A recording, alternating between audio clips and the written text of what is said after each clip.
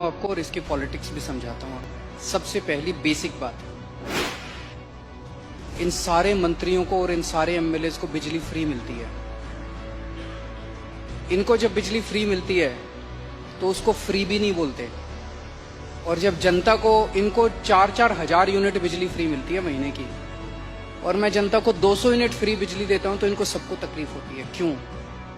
अगर इन मंत्रियों को जो फैसिलिटी मिलती है मैं अपनी जनता को देना चाहता हूं तो इनको क्यों तकलीफ होती है?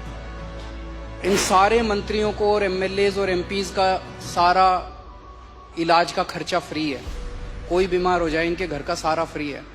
तो अगर मैंने अपने दिल्ली के लोगों का इलाज फ्री कर दिया तो इनको क्यों तकलीफ होती है? जो जो चीजें इन मंत्रियों को और इन संतरियों को मिलती है मैं अपने लोगों को देना चाहता हूं, नंबर 1।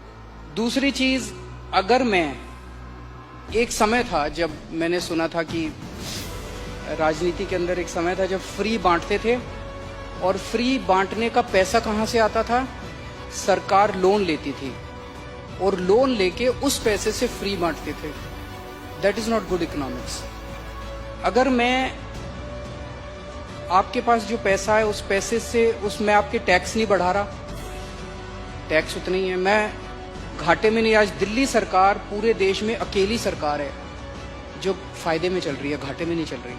सीएजी की रिपोर्ट है 2019 की, उस रिपोर्ट में लिखा है हमारी सरकार बनने के पहले दिल्ली सरकार घाटे में चलती थी।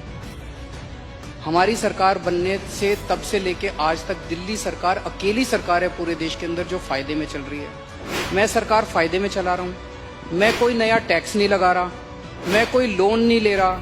अगर मैंने करप्शन खत्म करके पैसा बचा के लोगों को अगर सुविधाएं दे दी तो क्या बुरी बात की? तो दिस इज गुड इकोनॉमिक्स। और तीसरी चीज, पर ये मेरे मैं आपको होता कैसे? मैं एक छोटा सा एग्जांपल देता हूं। जैसे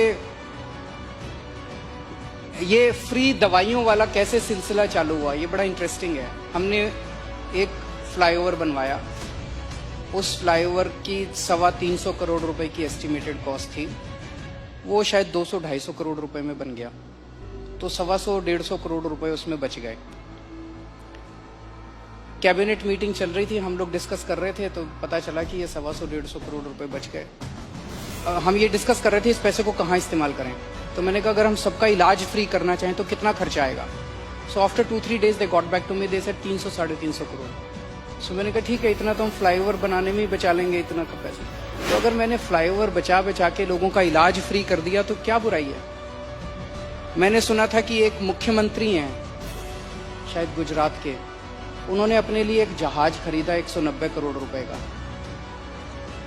मैंने लिए अपने जहाज नहीं खरीदा, मैंने दिल्ली की सारी अपनी माँ बहनों का डीटीसी बसों में किराया मुफ्त कर दिया, 150 करोड़ का खर्चा आया। बताओ क्या बुराई है?